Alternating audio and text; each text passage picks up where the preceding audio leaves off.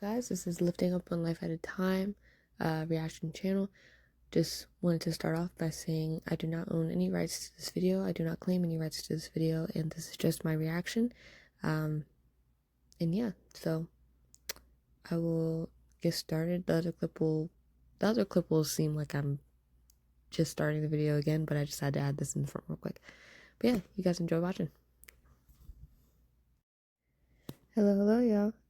I'm back with Changing One Life at a Time. We're just going to go ahead and react to this, what is it, 1 atheist versus 25 Christians. I usually love watching these on my own, but I thought, why not just kind of record and have a little reaction video going on and just share opinions. And if you guys want to comment, just feel free to. So I'm going to expand this and start right here. Saying the scribe has a command. So where did they get that command from? From God. I had Jesus appear to me 3 years ago. I don't know what's happening now. I have to suspect it's some kind of psychological phenomenon. Hi, my name's Alex O'Connor. I'm an atheist and host of the Within Reason podcast. And today I'm surrounded by 25 Christians who, God willing, might be able to change my mind. My first claim is that suffering makes God's existence unlikely. Number one thing I'd say about that is, without one person I heard explain this, it was like, they said the absence of God is presence of evil. The presence of God is the absence of evil. So he explained it a little differently than I'm explaining right now, but that's basically the point he was trying to get across. Suffering is in all forms, no matter what, and that's what happens. It really just depends on how you come back from that, and having trust. See, the fact that many people don't believe in God today, is also what makes it feel so impossible, and also what makes this question so hard, because lots of people, they already don't believe, so they don't feel a way out. They don't feel like, oh, I shouldn't have gone through this.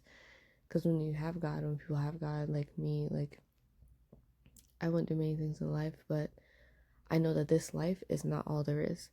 And that's what I'll hold on to, because if you know that this life is not all there is, yes, there's suffering, but if you know that there's a God that loves you and that has heaven waiting for you, just follow him, carry your cross every day, just try your best, and just die to yourself every day, basically, the things that are not of him. And it really is just that simple. And this life is very temporary, so that's why I feel like people focus too much on this aspect rather than the aftermath. But yeah, that's just me.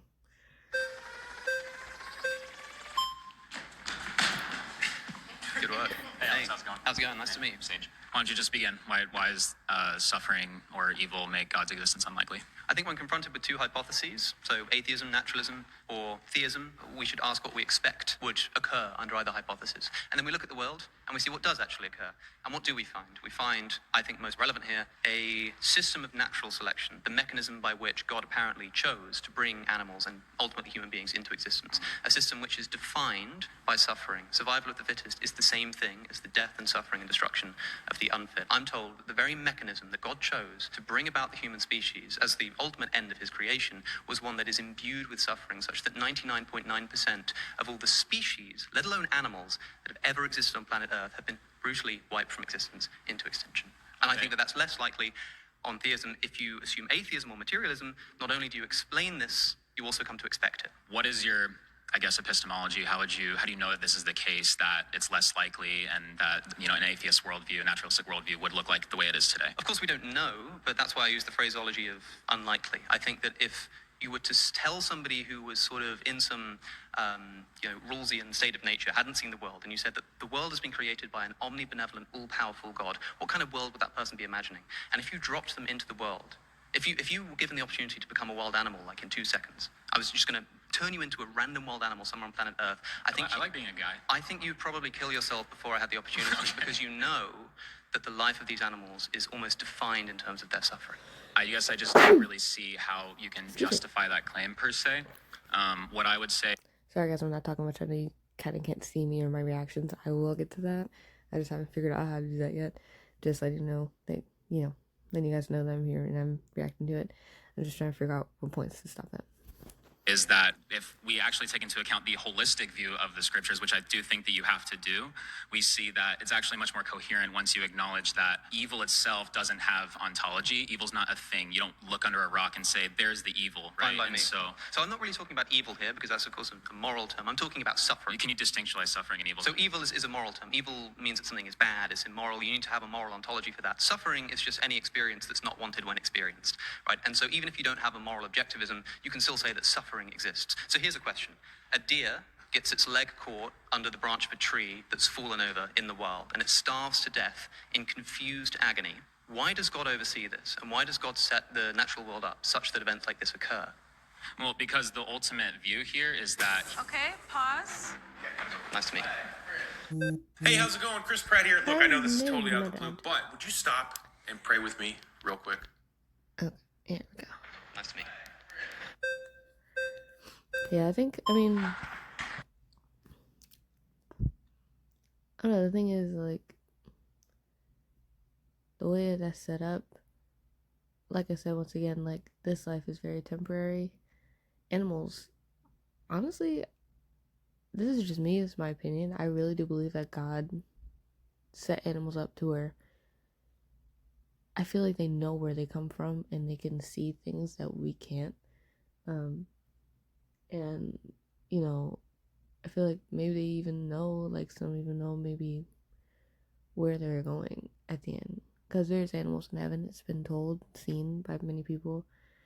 But yeah, I think it all boils down to, just having an afterlife. Because let's say someone doesn't believe in God, right? They're still suffering. Then there's nothing to blame it on. There's nothing to blame it on at all. So you can't really go based off that. There's going to be suffering no matter what. There's always bad and good. It's never not that. Because there's always something that wants some type of power or whatever like that. And I believe there's a reason for everything and that God has a reason for everything. But yeah, that's me. good work, Allison, man. How's it going? My Nice name's to meet you Tim. too. Okay, so my first question to start out with is what exactly about suffering makes this unlikely on the condition that God exists? I think that if God is all loving, then he probably wouldn't want his creatures to suffer. And so I think that the fact that they do suffer. He is all loving. Very much so. But just because it's all loving doesn't mean, because I usually use parents as an example. Sometimes you have to go through suffering that doesn't harm you. Like, if you're really unruly, like, if you're really defiant, right? If your child is really defiant, I believe in weapons, okay? I feel like we don't got enough weapons, to be honest with you. But if you're a really bad child, you gotta, like, and you get whooped and stuff, like, yes, the suffering, that's kind of like suffering and pain, but it brings you out on the other end stronger because you realize that was wrong. And even people who don't do wrong, it still makes them stronger if it doesn't kill them. And I'm sorry that people have to go through suffering, that's how it is, but I believe it makes them stronger in the end, and God knows exactly what he's doing, because it's not like he's killing them. Once again, there's people that make choices, and that's why there's free will. You know, that free will gives them that, and God has given many chances to people. He really has, because, like, so many people talk and be like, hey, you know, God is here, he loves you, he's there, and then by the time then, it's too late, and people be like, oh, why didn't they tell me? It's like, we did tell you. That's what makes it really sad. But yeah. Makes his existence less likely. Okay, perfect. And is there some specific aspect of suffering that you're particularly honing in on, Yeah. horrendous or In whatever particular, non-human animal suffering. Because I think that the Christianity has a celebrated tradition of theodicies trying to explain why suffering exists. Yeah. Human free will, the development of the soul, higher order goods, all of this kind of stuff. none of which apply to the suffering of non-human animals. Have you heard of the axiological expectation mismatch problem? I have not. Okay, so philosophers of religion have started to understand that the thing that actually generates a problem between God and suffering is actually the value system you attach to the very attribute of perfect lovingness. Because the problem of evil is an internal critique, you have to look at a very specific version of theism and how it defines perfect lovingness. I want to present to you a version where my version of perfect lovingness does not actually constitute a problem and a misalignment, that mismatch between the suffering of animals, let's just say the profusion of suffering of animals, Great. and the existence of God. So let's hear it. What kind of God are we imagining that would allow and oversee and do nothing to prevent billions of years of untold animal suffering? Right, so you're talking about non-prevention. Or setting up the system that is natural selection, such that that it relies upon things like predation and disease. Well, the first part is I don't agree. You know what's funny, y'all? This is the first one that I've seen that no one Motion detected at Cookie VR. is yelling at each other.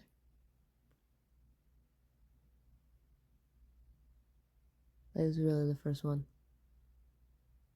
Which is crazy. Like, and that's how you know, like, I've seen these and you have, what is it? The one Christian against a bunch of atheists, right? Or one conservative against 25 LGBTQ practicing members, and all of them seem to be so aggressive.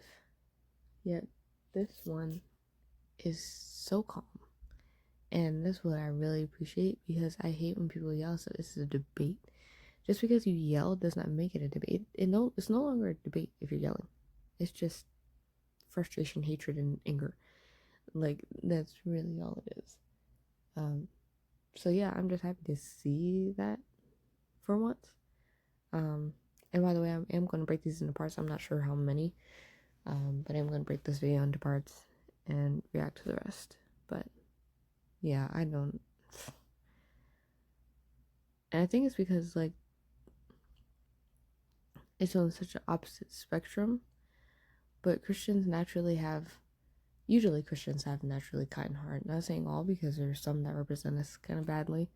But the ones who are really, like, in it, naturally have kind hearts. And I feel like that's why it's also so calm, because they're not trying to come at them in a way of, like, oh, you're wrong, you did this and this happened. And, like, they're not trying to come at them in that way. And it's so refreshing to see. But with the whole setting up the system part. So I'm not one of those theists that believes that God does this select and pick idea of creating worlds. I don't think that God actually creates worlds.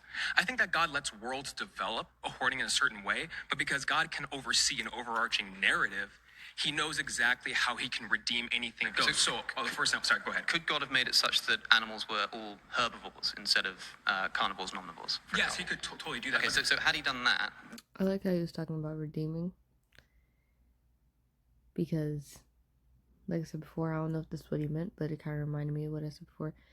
Just, like, knowing what he's doing and knowing that the process and the journey and all that stuff is a better outcome for the people at hand. And hell really is just separation from God, as well. It's not, well, the Bible does talk about fire and brimstone, but it's a choice, a choice to follow him or not. And hey, I'd much rather follow him and know that I'm going somewhere good than not follow him just because I don't understand something, because I know everything would be explained up there. Here's an instant way to reduce by orders of magnitude the amount of suffering that exists. Right, but hold on. That's particularly assuming a value theory already that I haven't told you I'm adopting that has a problem with the evil. So I have to give you my value theory first for you to show that misalignment. Okay, let's hear it. Perfect. Okay, so my value theory says that it's not the most important thing about a sentient creature is not what merely happens to them. It's about the total timeline of their life and where their life permanently ends. Meaning, if you were to judge an author of a narrative and the first few chapters, let's say, there's a lot of bad things happening, but the end ends with this crescendo where there's victoriousness, there's redemption, there's beauty, and everyone in the story actually endorses their entire existence that they lived. They can look at their they can look at their total timeline, and they actually each subjectively come to the conclusion, I'm glad I was made, and I totally see what my suffering was for. That's the particular I'm using with. So we have to judge, like John Hicks says, we have to judge the very nature of God's lovingness by what he does in the end, not these few time slices that we observe now. Exactly For you to show that there's a problem, you have to show to me that the suffering of animals cannot be transformed, are intrinsically cut off from being transformed into a life that they will endorse. There's a couple of theses on the table. Okay. But sure, go ahead. Okay, so are you talking about the end of their life is in their end of life on earth, or are you talking about the afterlife? I'm antemortem, postmortem. Because if you're just talking about life on earth, then I would say that if you had an author writing a book and a character, if we were trying to figure out the relationship between that author and the person in the book, and that person in the book shows up for 5 seconds in the first chapter and is a child who almost immediately dies of cancer in an incredibly painful way, and there's no development, there's no sort of bringing back to life, and suddenly everyone's grateful for it. It is just this miserable, tragic experience. And I ask, well, what? Also, I believe when there's no accountability for children, they go to heaven. Like, if they don't know what they're doing, at a certain age, I know someone did a testimony. He said he saw kids in hell, like, as young as 11. I think he said that's the youngest he saw. So yeah, I think, once they know what they're doing and they have, like, knowledge on what exactly they're doing, that's when it counts. But babies and things like that, like, when they're suffering, they die at a young age, they go to heaven. And it may have been bad in that moment, and it's not something that anyone would want to go through, but for them to just be in heaven, no more suffering, no more crying, no more pain, just with their Father in heaven, like, that is the most beautiful thing, and that's what matters, at the end. That's what I think. What did the author not want to do for the story of the book, but want to do for that character? Yes. I think it would be pretty damning. And also, when it comes to animals, we're talking about animals who are predated on from the moment that they begin existence. Absolutely. They sort of have disease. Zebras, when they're killed by lions, are often too big to be killed instantly, so they die over minutes with their windpipes caught in the jaws of a lion. Sure. How can this be developing a zebra, which, by the way, probably doesn't even have the same kind of first-person conscious experience that humans do in order to sort of rationalize and abstract and learn from their sort of past and morally develop in that way? They just suffer. And what kind of God could oversee this? Okay, so there's a lot of assumptions on the table again. Again, you're assuming a particular value system that I'm not laying I'll tell you what out. I'm assuming here. What I'm assuming here is that a good God would not allow unnecessary suffering to obtain. Okay, gotcha. So we can Do you agree with that? We can talk about unnecessary suffering. We're talking about the justifying norms for suffering. You're saying it has to be in terms of necessity, which is an evil is only authorizable by God if it's in connection to a greater good or prevention of a greater evil, correct? If there's some kind of justification. Thanks. Because... no, I don't want to say that. If I say that, people are going to be like, oh... exactly why. I don't want to say anything that will mislead nobody, so I'm not going to say that. But God is powerful than the enemy. More powerful than the enemy, of course he is. I mean, he's literally Lord of Lords, King of Kings, ruler of all. So he would need so everything goes through him, by him, and I know he wouldn't let things happen more than we can handle, like it says in the Bible. He'll not let you suffer more than you can handle, but always give you a way to escape. For allowing that. Yeah, but you're saying it's a necessary connection. What's the term necessity? So perhaps I should say unjustified instead of unnecessary. Okay, so we both agree. I do not believe that God can authorize justified unjustified suffering. Tell me how that example that I gave you, the deer with its leg starving, is justified. Because it's intrinsically redeemable, and the norms I'm working with is not this necessity condition that you're working with. Mine is about redeemable suffering, with redeemability, or we call it For the deer? defeasibility.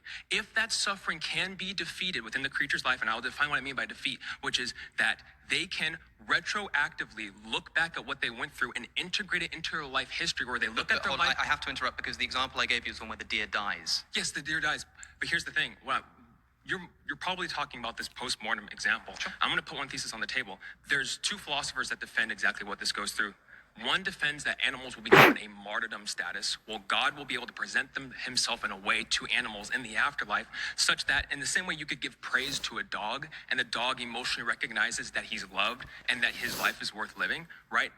To these animals that suffered like that, there's one view on the table, which is that God will give them a praiseworthy status where they will be able to actually Sure, see can that. we talk about that claim? Because these animals are suffering for what? I mean, God might cause them to suffer It's a not bunch. means to ends. This is not means to ends. God might cause them to suffer a bunch and then essentially redeem them in the afterlife. But what for? Like, why do this? If I were to punch you in the face and then give you $20,000 afterwards, you might be grateful for the $20,000. Yeah. But why couldn't I just give you the $20,000? Well, see, so that's assuming. So I saw your debate with Trent.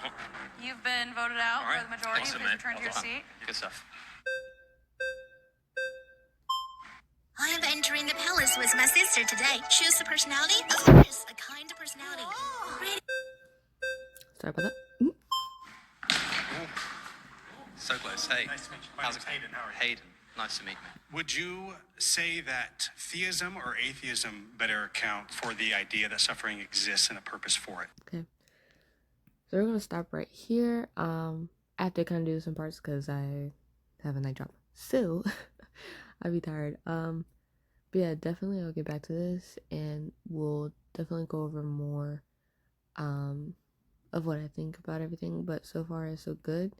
I just like reacting to these things, and I'm still gonna make little videos about what I think going on in the world as well, but it's gonna be mostly reaction videos. Yeah, thank you guys so much for watching. This is Lifting Up One Life at a Time. I hope you guys enjoyed. Please let me know what else you'd like me to react to. New reaction channel up and coming, and I just really like support. Please like, subscribe, comment, and share.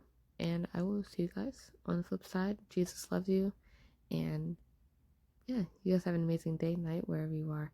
See you soon. Yeah, bye.